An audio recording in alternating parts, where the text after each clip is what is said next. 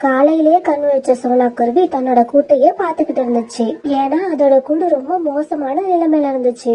மழை தூங்குறதுக்குள்ள சின்னதா அழகா நல்ல ஸ்ட்ராங்கான ஒரு வீட்டை மரக்கட்டைகளை வச்சு கட்டணும்னு சோனா நினைச்சுக்கிட்டே இருந்துச்சு. அப்ப பறவைங்களுக்கான வானிலை அறிக்கையை சொல்லக்கூடிய பறவை சோனா கிட்ட வந்தது. சோனா, இன்னைக்கு ராத்திரி இல்ல நாளைக்கு காலையில உங்க காட்டுல மழை பெய்ய ஆரம்பிச்சிடும். மழைக்காக என்னென்ன முன்னேற்பாடு செய்யணுமோ அதையெல்லாம் இப்பயே செஞ்சிடுங்க. இப்படி சொல்லிட்டு அந்த பறவை பறந்து போயிடுச்சு. அந்த பறவை சொன்னதை கேட்ட சோனா ரொம்ப பயந்துட்டா. ஏன்னா அவ பையன் சிச்சுவுக்கு அப்ப லேசா காய்ச்சலா இருந்துச்சு. காய்ச்சல் மட்டும் இல்லைன்னா சோனா நேத்தே வீட்டை கட்டி முடிச்சிருப்பா. இப்பவே கிளம்புனாதான் வீடு கட்ட தேவையான மரக்கட்டைகள் மற்ற பொருட்களை எல்லாம் கொண்டு வர முடியும். இப்படி நினைச்ச சோனா அன்னைக்கு சாயங்காலத்துக்குள்ள வீடு கட்ட தேவையான எல்லா பொருட்களையும் கொஞ்சம் கொஞ்சமா கொண்டு வந்து சேர்த்துட்டா. கடவுளே, நாளைக்கு மதியம் வரைக்கும் மழை வராம இருந்தா போதும், அதுக்குள்ள நான் என் வீட கட்டி முடிச்சிருவேன். சோனா இப்படி சொல்லிக்கிட்டு இருக்கும் போதே அங்க புறா வந்துச்சு. சோனா, என்ன நீ இன்னும் கிளம்பலையா? புறாவோட தங்கச்சிக்கு நாளைக்கு பக்கத்து காட்டுல கல்யாணம். அதுக்கு வர சொல்லி புறா 2 நாளைக்கு முன்னமே சொன்னது சோனாவுக்கு அப்பதான் ஞாபகம் வந்தது. மழை வரத்துக்கு முன்னாடியே வீட்டை கட்டி ஆகணும்ன்ற டென்ஷன்ல புறாவோட தங்கச்சி கல்யாணத்தை சோனா சுத்தமா மறந்து போயிடுச்சு. புறாண்ணா, சாரி, மழை வரத்துக்கு முன்னாடி வீட்டை கட்டணுங்கிற நடப்புல உங்க தங்கச்சி கல்யாணத்தை சுத்தமா மறந்துட்டேன். அதனால பரவாயில்ல, இப்பவும் ஒன்னும் நேரமாகல, சீக்கிரம் கிளம்பு. இல்ல புறாண்ணா, நான் வரல. சிச்சுவுக்கு வர லேசா காய்ச்சலா இருக்கு. இவனை தூக்கிக்கிட்டு அவ்வளவு தூரம் குளிர் காத்துல வர்றது எனக்கு என்னமோ சரியா படல. சோனா, அங்க என் தங்கச்சி கல்யாணம் மட்டும் இல்ல, நாளைக்கு அந்த காட்டுல உள்ள கோவில்ல திருவிழாவும் நடக்குது. அது ரொம்ப நல்லா இருக்கும். நீயும் சிச்சுவும் எல்லாத்தையும் ஜாலியா வேடிக்கை பாப்பீங்கன்னு நினைச்சேன். சரி, நீ சிச்சுவோட உடம்ப பாத்துக்க, நான் வரேன். இப்படி சொல்லிட்டு புறா கிளம்பி போச்சு. புறாவோட தங்கச்சி கல்யாணம், மறுநாள் கோவில் திருவிழா. அப்படின்னா காட்டுல உள்ள எல்லா பறவைகளும் பக்கத்து காட்டுக்கு கண்டிப்பா போயிடுவாங்க. இந்த காட்டுல நானும் சிச்சுவும் மட்டும்தான் இருப்போம். ஒரு அவசரம்னா உதவி செய்ய கூட யாரும் இருக்க மாட்டாங்க. இப்படி சொல்லிக்கிட்டே சோனா சிச்சுவை தொட்டு பார்த்தது. ஐயோ, ஜுரம் இன்னும் விடவே இல்லையே. வாங்கிட்டு வந்த மருந்தும் தெரிஞ்சிருச்சு. இருட்டு வர துவங்கிடுச்சு. இந்நேரம் டாக்டர் கிளினிக்கையும் மூடி இருப்பாரு. நாளைக்கு காலையில மருந்து வாங்கிட்டு வந்துட்டு அப்புறம் தான் வீடு கட்ட துவங்கணும். இப்ப அங்க கோரிக்காக வந்துச்சு. என்ன சொன்னா, நீ புறாவோட தங்க கல்யாணத்துக்கு போகல? இல்ல கோரி அக்கா, சிச்சுக்கு கொஞ்சம் காய்ச்சலா இருக்கு, அதனால போகல. அதேதான் எனக்கும். ஜக்குவுக்கு உடம்பு சரியில்லை, அதனால நானும் போகல. எங்க நீயும் சிச்சுவும் போய் திருவிழா ஜாலியா என்ஜாய் பண்ணுவீங்களோன்னு பயந்துகிட்டு இருந்த. நல்ல வேலை நீ போகல. இப்படி சொல்லிட்டு கோரி பறந்து போக, இவங்க ஏன்னா இப்படி இருக்காங்களோ, மத்தவங்க கஷ்டப்பட்டா இவங்களுக்கு அப்படி ஒரு சந்தோஷம். இப்படி நினைச்சுக்கிட்டே படுத்த சோனா அப்படியே தூங்கிடுச்சு. தூங்கிக்கிட்டு இருந்த சோனா தான் மேல தண்ணீர் படுற உணர்வு வரவே எழுந்திருச்சு பார்த்தா மழை ஜோரா பெஞ்சுக்கிட்டு இருந்துச்சு. சோனாவுக்கு என்ன செய்யறதுனே தெரியல. சிச்சுவும் தூக்கத்துல இருந்து எழுந்திருச்சுட்டான்.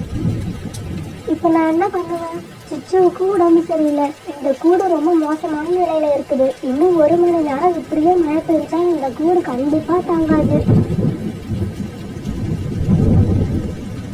சோனா இப்படி சொல்லிக்கிட்டு இருக்கும் போது அந்த கூடு கொஞ்சம் கொஞ்சமா உடஞ்சு கீழே விழுந்துருச்சு. காட்டுல எங்க பார்த்தாலும் மழை தண்ணி தேங்க ஆரம்பிச்சது. சோனாவுக்கு ரொம்ப பயமா இருந்துச்சு. சிச்சுவை தூக்கிக்கிட்டு ஒரு மரத்துக்கு அடியில போய் நின்னான். அம்மா அம்மா, எனக்கு ரொம்ப குளிருமா. சிச்சு இப்படி கட்டிக்கிட்டு இருக்க சோனாவுக்கு ரொம்ப கஷ்டமா இருந்தது. கண்ணீர் விட்டு அழுதான். கடவுளே, எனக்கு என்ன ஆனாலும் பரவாயில்ல, என் குழந்தைக்கு எதுவும் ஆகக்கூடாது. யார்கிட்டயாவது போய் உதவி கேட்கலன்னா காட்டுல இப்ப எந்த பறவையுமே இல்லை. இப்படி அழுது புலம்புகிட்ட இருந்த சோனாவுக்கு திடீர்னு கோரி ஞாபகம் வந்துச்சு. அம்மா அதான் செய்யணும், வேற வழியே இல்லை. கோரிக்காக வீட்டுக்கு தான் போகணும். ஆனால் கோரிக்காக இடம் கொடுக்குமா? கொடுக்கும். ஏன் கொடுக்காது? சிச்சுவுக்கு உடம்புல சரியில்லைன்னு அவங்க கிட்டதான் சொல்லியிருக்கோம்ல. அதுவும் இல்லாம அவங்களும் ஒரு தாய் தானே. இப்படி நினைச்சு கோரிக்காக வீட்டுக்கு போன சொன்னா ரொம்ப நேரம் கதவை தட்டியும் யாரும் திறக்கவே இல்லை. என்ன இது, கோரியக்கா கதவை திறக்கவே இல்லை. குழந்தைக்கு வேற காய்ச்சல் அதிகமான மாதிரி தெரியுது. இப்ப கோரி ஜன்னலை திறந்து அது வழியா எட்டி பார்த்தது. யாரு? சோனாவா? ஏன் இப்படி ராத்திரில வந்து கதவை இவ்வளவு வேகமா தட்டுற? ஜக்குவே உடம்பு சரியில்லாம தூங்கிக்கிட்டு இருக்கான். அவன் எழுந்திருச்சுட்டான்னா மறுபடியும் அவனை எப்படி தூங்க வைப்பேன்? கோரி அக்கா, மழையில என் கூடு சுத்தமா உடஞ்சு போச்சு. தயவு செஞ்சு கொஞ்சம் கதவை திறங்க. சிச்சுவுக்கு வேற காய்ச்சல் அதிகமாகிட்டே இருக்கு. மழை விட்ட உடனே நானும் சிச்சுவும் வெளியே போயிடுவோம். சோனா, என் வீடு ஏற்கனவே ஒழுகிட்டு இருக்கு. இதுல ஒன்னையும் ஜிச்சுவையும் உள்ள விட்டு என் வீடு உன் வீடு மாதிரி உடஞ்சி போச்சுன்னு வச்சுக்க. அப்புறம் நானும் ஜக்குவும் ஒன்ன மாதிரி நடுத்தருவுல தான் நிக்கணும். அதனால கதவை தட்டி தொல்லை பண்ணாம ஏதாவது மரத்தடியில போய் நில்லு. இப்படி சொல்லிட்டு கோரி மனசாட்சியே இல்லாம ஜன்னலையும் அடிச்சு சாத்திருச்சு. சோனா மறுபடியும் அதே மரத்தடியில வந்து நின்றுச்சு. கோரி வீட்டுக்கு போயிடலான்னு மனசுல இருந்த ஒரே நம்பிக்கையும் உடஞ்சு போனதால என்ன செய்யறதுன்னு தெரியாம அழ ஆரம்பிச்சது. இப்படி மழையில நெஞ்சு அடிச்சிச்சு எல்லாம் வாங்குற கவலையே அதோட நெஞ்ச பாரமாக்க மயக்கமோட சோனா குழந்தையோட அப்படியே தெரிஞ்சிருச்சு. எவ்வளவு நேரம் இப்படி கிடந்தோம் அப்படிங்கிறது சோனாவுக்கே தெரியாது. யாரோ கூப்பிடுற சத்தம் கேட்டு மெதுவா கண் வச்சு பார்த்துச்சு. நீங்க யாரு? ஏன் குழந்தையோட இங்க படுத்திருக்கீங்க? என் பேரு சோனா. என் குழந்தைக்கு ரொம்ப காய்ச்சலா இருக்கு. இந்த நேரத்துல மழையால என் கூடு உடஞ்சு போச்சு. குழந்தைய தூக்கிட்டு தெரிஞ்சவங்க இடத்துல இடம் கேட்கலான்னு வந்தேன். அவங்க வீட்டு கதவை தட்டுன திறக்கல. குழந்தைய நினைச்சு மயக்கமா இங்க விழுந்துட்ட போல இருக்கு. என் குழந்தைக்கு ரொம்ப காய்ச்சலா இருக்கு. தயவு செஞ்சு எங்களை உங்க வீட்டுக்கு அழைச்சிட்டு போறீங்களா? என்னங்க இப்படி கேட்டீங்க? நானும் ஒரு அம்மா தானே. உங்க கஷ்டம் எனக்கு தெரியாதா? உங்க பையனை என் மேல ஏத்தி விட்டுட்டு நீங்க பின்னாடியே வாங்க. இப்ப எல்லாரும் சாரா வீட்டுக்கு வந்துட்டாங்க. வீட்டுக்கு வந்த உடனே சாரா சிச்சுவையும் தன்னோட பையனும் படுக்கையில படுக்க வச்சு ஒரு கதகதப்பான போர்வையால மூடி விட்டுச்சு. சோனா, காய்ச்சலுக்கான மருந்து இது. சிச்சுக்கு இதை கொடுங்க. சோனா அந்த மருந்து சிச்சுவுக்கு கொடுக்கவே கொஞ்ச நேரத்துல அவன் கண்ணை மூடிக்கிட்டு தூங்க ஆரம்பிச்சான்.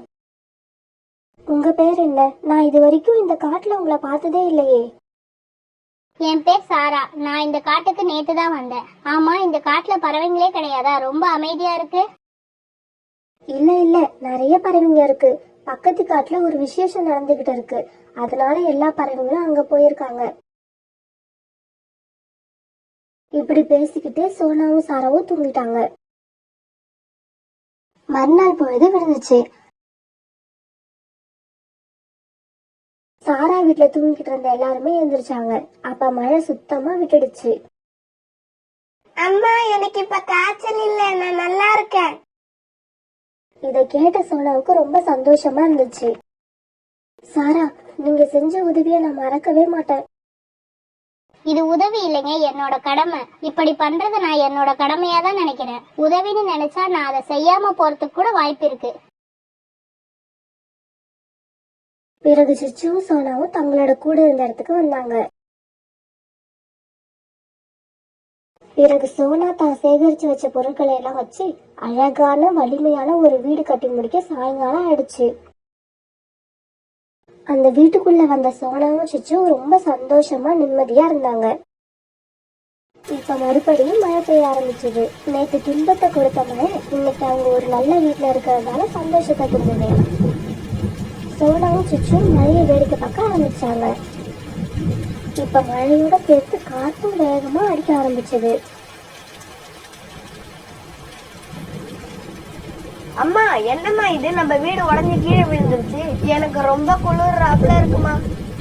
ஜக்கு, நம்ம வீடு இப்படி கீழே விழுந்து உடஞ்சி போகணும்னு நான் நினைக்கவே இல்லை. யார்கிட்டயாவது உதவி கேட்டு பாப்போம் வா. இப்படி சொன்ன கோரி தூரத்துல இருந்த ஒரு புது வீடை பார்த்துச்சு. உடனே அந்த வீட்டுக்கிட்ட போய் இப்படி குரல் கொடுத்துச்சு. என்னங்க, யார் வீட்டுல இருக்கீங்க? கொஞ்சம் கதவை திறங்க. நானும் உடம்பு சரியில்லாத என் பையனும் மழையில நினைஞ்சு கஷ்டப்படுறோம். கொஞ்சம் சீக்கிரம் கதவை திறங்க. இந்த சத்தத்தை கேட்ட சோனா கதவு திறந்து வெளியில வந்துச்சு.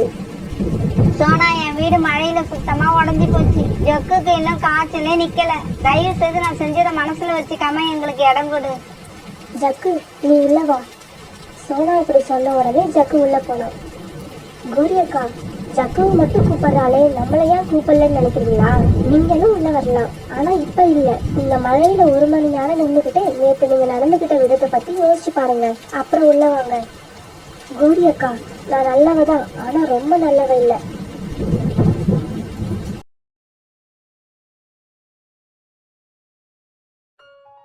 அன்னைக்கு வழக்கம் போல புறா தன்னோட ஐஸ் வண்டியில வந்துகிட்டு இருந்துச்சு. அந்த காட்டுல புறாவோட ஐஸ் வண்டினாலே நல்ல ஃபேமஸ். ஏன்னா புறாவோட ஐஸ்கிரீம் அவ்வளவு சுவையா இருக்கும். இதனால சின்ன பறவைங்க எல்லாம் புறா வண்டி எப்போ வரும்னு எதிர்பார்த்துக்கிட்டே இருப்பாங்க.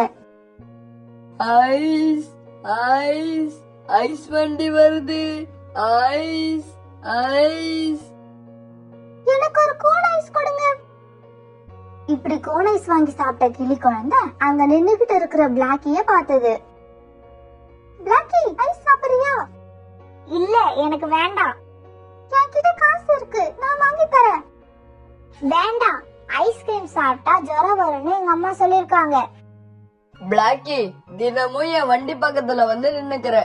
நீயா காசு கொடுத்தோ ஐஸ் வாங்க மாட்ட. மத்தவங்க வேணுமான்னு கேட்டாலும் வேணாம் ஜுரம் வரும்னு சொல்ற. தெரியாம தான் கேக்குறேன். பின்ன எதுக்குதான் தினமும் இங்க வந்து நிக்கிற? போ இங்க இருந்து. புறா இப்படி கத்தின உடனே பிளாக்கி அங்க இருந்து பறந்து போச்சு. பிளாக்கிக்கு அப்பதான் காலாண்டு பரீட்சை முடிஞ்சு லீவ் விட்டு இருந்தாங்க. அதனால வீட்டுல இருக்க போர் அடிச்ச பிளாக்கி இப்படி சுத்தி பொழுத கழிச்சுக்கிட்டு இருந்துச்சு. வீட்டுக்கு போன பிளாக்கி அம்மா கிட்ட இப்படி கேட்டுச்சு. ஏமா, ஐஸ்கிரீம் சாப்பிட்டா ஜுரம் வரும்னு சொல்ற? என் ஃப்ரெண்ட்ஸ் எல்லாம் தினமும் ஐஸ்கிரீம் சாப்பிடுறாங்களே, அவங்களுக்கு எல்லாம் ஜுரம் வராதா? ஜுரம் வரலாம், வராமலும் போகலாம். அப்படி வந்தா டாக்டர்கிட்ட போக அவங்க கிட்ட எல்லாம் பணம் இருக்கு. வசதி இல்லாத நாம அந்த ஐஸ திங்காத இருக்கிறதே நல்லது. இப்ப எனக்கு புரிஞ்சிடுச்சுமா. இனிமே ஐஸ் கேட்டு உன் மனச கஷ்டப்படுத்தவே மாட்டோமா. பிளாக்கி இப்படி சொன்ன உடனே கோரி அதை நெஞ்சோட அணைச்சுக்கிச்சு. குழந்தைங்க பெத்தவங்கள புரிஞ்சுக்கிட்டா பெத்தவங்களுக்கு அதை விட சந்தோஷம் வேற எதுவுமே இல்ல. இப்படி இவங்க பேசிக்கிட்டு இருக்கும் போதே வாச கதவையால தட்டுற சத்தம் கேடுது. உள்ள வந்தவங்கள பார்த்த உடனே பிளாக்கிக்கு இன்ப அதிர்ச்சி. பிளாக்கியோட பாட்டி தான் அப்ப வந்திருந்தாங்க. வாங்கம்மா வாங்க, இன்னைக்கு நீங்க வருவீங்கன்னு காலையிலேயே என் மனசுல பட்டுச்சுமா. அதே மாதிரி வந்துட்டீங்க. பேத்திக்கு ஸ்கூல் லீவ் விட்டோன்னா உங்களால வீட்டுல இருக்க முடியாத. கோரி இப்படி பேசிக்கிட்டு இருக்க பிளாக்கி போய் அவங்க பாட்டியோட இடுப்புல ஏறிக்கிச்சு. பிளாக்கி, நீ ஒன்னும் சின்ன குழந்தை இல்ல, கீழே இறங்கு. அவங்களால உன்னை தூக்க முடியாது. பாட்டிமா பாட்டிமா, என்ன உங்களால தூக்க முடியாதா? நான் தூக்க வேண்டிய செல்லம். நீ இன்னும் வளர்ந்தா கூட இந்த பாட்டி உன்னை தூக்கிப்பா. பிளாக்கி, அவங்க ஏற்கனவே பறந்து வந்த களைப்புல இருக்காங்க. கீழே இறங்கு செல்லம். அம்மா இப்படி சொன்னதும் பிளாக்கி கீழே இறங்கிச்சு. அம்மா, இன்னைக்கு நான் பாட்டிமா கூட தான் தூங்குவேன். தூங்கு தூங்கு, ஆனா அவங்க மேல படுக்க கூடாது, பக்கத்துலதான் படுக்கணும். கோரி, நான் மீனா குருவிய பார்த்து ரொம்ப நாள் ஆகுது. நான் போய் பார்த்துட்டு வரேன். அம்மா, நீங்க வரல? நான் வரல, பாட்டிமா கூட நீ போயிட்டு வா. பாட்டியும் பிளாக்கியும் இப்ப மீனா குருவி வீட்டுக்கு போனாங்க. பாட்டிமா, நீங்க எப்ப வந்தீங்க? நீங்க வந்திருக்கீங்கன்னு பிளாக்கி கிட்ட சொல்லிக்கிட்டு இருந்தா நானே வந்திருப்பேன். இருக்கட்டும்மா, இருக்கட்டும். உங்க அக்கா சோனாவும் என் கூட வர்றதாதான் இருந்தா. கடைசி நேரத்துல ஏதோ வேலைன்னு வரல, அதனாலதான் நான் மட்டும் வந்தேன். அக்கா எப்படி இருக்கா? நல்லா இருக்காளா? நல்லா இருக்காம்மா, நல்லா இருக்கா. ஆமா, உன் பொண்ணு எங்க காணோம்? மின்மினிய கேக்குறீங்களா? அவ அவங்க பாட்டி வீட்டுக்கு போயிருக்கா. ஸ்கூல் திறக்கிறதுக்கு முதல் நாள் தான் வருவா. பாட்டிமா பாட்டிமா, நீங்க ஊருக்கு போறப்ப என்னையும் அழைச்சிட்டு போங்க பாட்டிமா. நான் அழைச்சுக்கிட்டு போக வேண்டி செல்லம். உங்க அம்மா அனுப்புவாளா? பாட்டிமா, நீங்க கேட்டீங்கன்னா என்ன கண்டிப்பா அனுப்புவாங்க. எனக்காக கேளுங்க பாட்டிமா, ப்ளீஸ் ப்ளீஸ். கேக்குறேன்டி, கண்டிப்பா கேக்குறேன். பாட்டிமா, கேக்குறேன்னு சொல்லிட்டு கேட்காமலே இருக்கீங்க. சீக்கிரம் கேளுங்க பாட்டிமா, ப்ளீஸ். பாட்டிமாட்ட என்னடி தொண தொணன்னு பேசிக்கிட்டே இருக்க? எங்களை எங்கேயாவது பேச விடுறியா? கோரி, இவளையும் நான் ஊருக்கு அழைச்சுக்கிட்டு போறேன். ஒரு 4 நாள் என் கூட இருக்கட்டும், பிறகு கொண்டு வந்து விட்டுறேன். அம்மா, இவளுக்கு அடுத்த வாரம் ஸ்கூல் ஆரம்பிக்குது. அப்புறம் இவளுக்கு அசைன்மெண்ட் வேற நிறைய கொடுத்திருக்காங்க. அம்மா, நான் ஏற்கனவே எல்லா அசைன்மெண்ட்டையும் முடிச்சிட்டேன். சரி, ஆசைப்படுறா. நான் அழைச்சுக்கிட்டு போறேன். ஸ்கூல் திறக்கிறதுக்கு முதல் நாளே கொண்டு வந்து விட்டுறேன். பிளாக்கி, சீக்கிரமா தூங்கு. காலையில சீக்கிரமா எந்திரிச்சு கிளம்பணும். பாட்டிமா இப்படி சொன்னதும் பிளாக்கிக்கு சந்தோஷம் தாங்கல. பாட்டிக்கு மொத்தமா கொடுத்தா. பாட்டிமானா பாட்டிமா தான். ஐ லவ் யூ பாட்டிமா. அன்னைக்கு ராத்திரி பிளாக்கி பாட்டிமா கூட படுத்து சந்தோஷமா தூங்கினா. மறுநாள் பொழுது விழுந்துச்சு. பிளாக்கி விடியற் காலையிலேயே பாட்டி கூட எழுந்துட்டா. எழுந்து பாட்டியம்மா வீட்டுக்கு போறதுக்கு பாட்டியம்மா கூடவே தயாராயிட்டா. உன் வீட்டுக்காரு மட்டும் இப்ப இருந்தாருன்னா என்ன கொண்டு போய் விட்டுட்டு தான் வருவாரு. ஆனா உடனே கிளம்பிடுவாரு. ஒரு நாள் தங்குங்கன்னா கூட தங்க மாட்டாரு. அப்படிப்பட்ட மனுஷன் இவ்வளவு சீக்கிரமா போயிட்டாரு பத்தியா. பாட்டி இப்படி இறந்து போன கோரியோட கணவர் காலுவ பத்தி பேச கோரி அழுதுச்சு. அம்மா அழுதத பார்த்த பிளாக்கி, அம்மா அழாதீங்கம்மா ப்ளீஸ். நீங்க அழுதீங்கன்னா நான் எங்கேயும் போக மாட்டேன், இங்கே இருந்துருவேன். இல்ல நான் அழமாட்டேன்டி செல்லம். நீங்க பாட்டிமா கூட சந்தோஷமா போயிட்டு வாங்க. ஆனா பாட்டிமாட்ட அது வேணும் இது வேணும்னு கேட்டு தொந்தரவு பண்ண கூடாது. இப்ப பாட்டி அம்மா கூட பிளாக்கி சந்தோஷமா பறக்க ஆரம்பிச்சா. இப்படி பறந்த இவங்க கொஞ்ச நேரம் போன உடனே புறாவோட ஐஸ் வண்டி கிட்ட போனாங்க. பிளாக்கி உனக்கு என்ன ஐஸ் வேணுமோ வாங்கிக்கோ. இல்ல பாட்டி எனக்கு வேண்டாம், அம்மா திட்டுவாங்க. பிளாக்கிக்கு ஐஸ் சாப்பிட ஆசைதான், இருந்தாலும் அம்மாவை நினைச்சா பயமா இருந்தது. அம்மா கிட்ட நான் சொல்லிக்கிறேன்டி. ஐஸ்காரரே என் பேத்திக்கு ஒரு ஐஸ்கிரீம் கொடுங்க. இப்ப ஐஸ்காரர் ஐஸ்கிரீம் கொடுக்க பிளாக்கி ரொம்ப மகிழ்ச்சியா சாப்பிடுது. சாப்பிட்டாச்சா? இப்ப நாம கிளம்பலாமா? கிளம்பலாம் பாட்டிமா. இன்னும் எவ்வளவு தூரம் இருக்கு? அதோ அந்த நதி தெரியுதுல்ல, அதை தாண்டி போனா நம்ம வீடு வந்துரும். மறுபடியும் பாட்டியும் பேத்தியும் பறக்க ஆரம்பிச்சாங்க. இப்படி பறந்து போன இவங்க வேகமா பறந்ததால இருட்டுறதுக்கு முன்னாடியே வீடு போய் சேர்ந்தாங்க. இவங்க வீட்டுக்கு போய் சேர்ந்த உடனே சோனா இவங்களுக்கு ராத்திரி சாப்பாடு எடுத்துக்கிட்டு வந்துச்சு. உனக்கு ஏமா வீண் சிரமம்? நாங்க இருக்கிறத சாப்பிட்டுட்டு படுத்திருப்போம். இருக்கட்டும் பாட்டிமா. பிளாக்கி என்ன ஞாபகம் இருக்கா உனக்கு? இதுதான் சோனா ஆண்டி, உங்க வீட்டு பக்கத்துல இருக்கிற மீனா ஆண்டியோட அக்கா.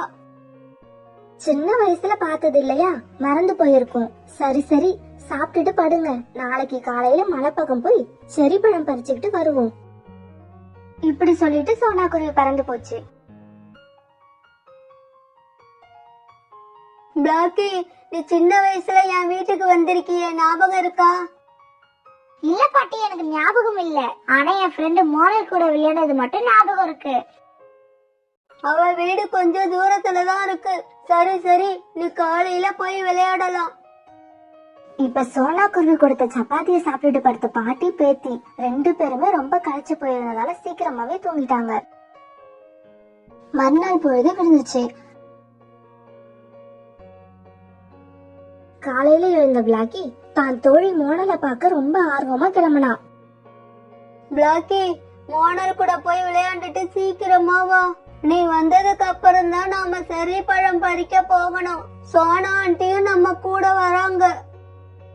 பாட்டி சொன்னத காதுல அரைக்குறையா வாங்கிட்டு தான் தோழி கூட விளையாட வேகமா போன பிளாக்கி சின்ன வயசுல பாட்டி வீட்டுக்கு வந்தப்ப மோனல் கூட விளையாண்டது பிளாக்கிக்கு நல்லா ஞாபகம் வந்துச்சு. அதனால மோனலை பார்க்க ரொம்ப ஆர்வமா போனா.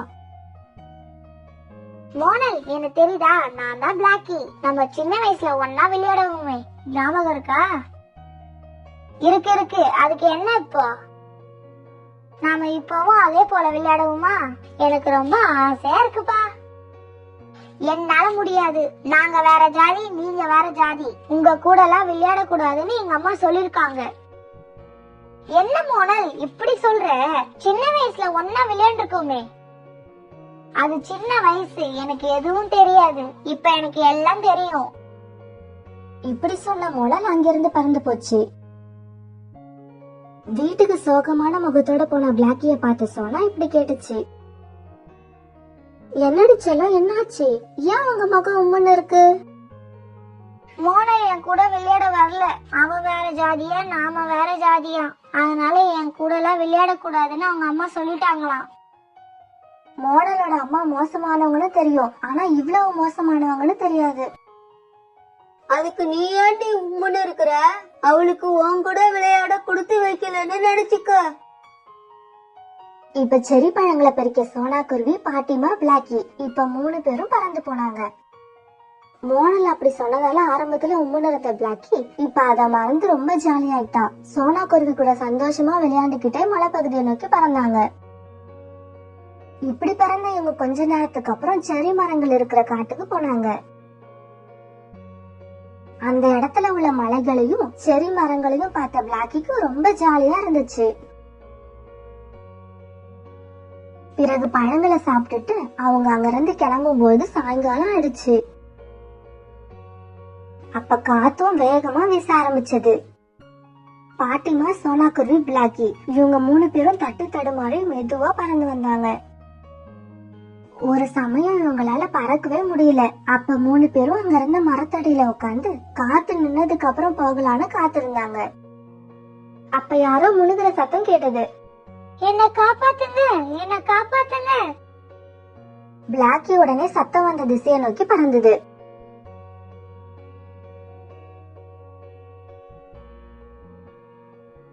அங்க மோனல் குருவி ஒரு புதர் காட்டுல மாட்டிக்கிட்டு உதவி கேட்டு கத்திக்கிட்டு இருந்துச்சு.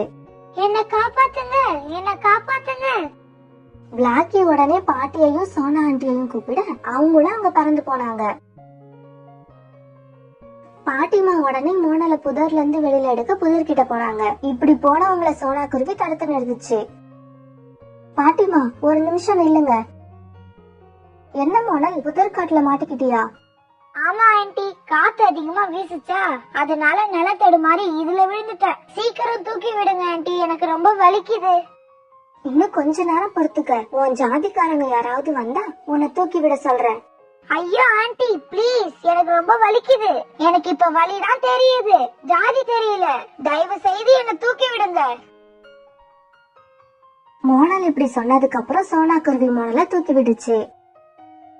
இப்படி புதர் காட்டுல இருந்து தப்பிச்ச மோனல் நன்றி சொல்லலான்னு பாக்குறப்ப அங்க யாருமே இல்ல. 3 பேரும் பறந்து போயிட்டாங்க. காலையில பிளாக்கி கிட்ட தான் நடந்துகிட்ட விதத்தை நினைக்கும் பொழுது மோனலுக்கே வெட்கமா இருந்தது. மறுநாள் காலையில சோனா குருவி, பாட்டிமா, பிளாக்கி இவங்க எல்லாம் சந்தோஷமா பேசிக்கிட்டு இருக்கப்ப அங்க மோனலும் அவங்க அம்மாவும் வந்தாங்க. தயவு செய்து எல்லாரும் என்ன மன்னிச்சிடுங்க. பிளாக்கி, நீயும் கோமலை மன்னிச்சிடு. கோமலுக்கு இப்படி ஒரு தப்பான கருத்தை சொல்லி வளர்த்தது நாதான். அது எவ்வளவு பெரிய தப்புன்னு இப்ப எனக்கு புரிஞ்சிருச்சு. இனிமே ஜாதிய பத்தி நினைக்கவும் மாட்டேன், பேசவும் மாட்டேன். மோனலோட அம்மா இப்படி சொன்ன பிறகு பாட்டிமாவும் சோனாவும் சம்மதம் சொல்லவே பிளாக்கியும் மோனலும் சந்தோஷமா விளையாண்டாங்க.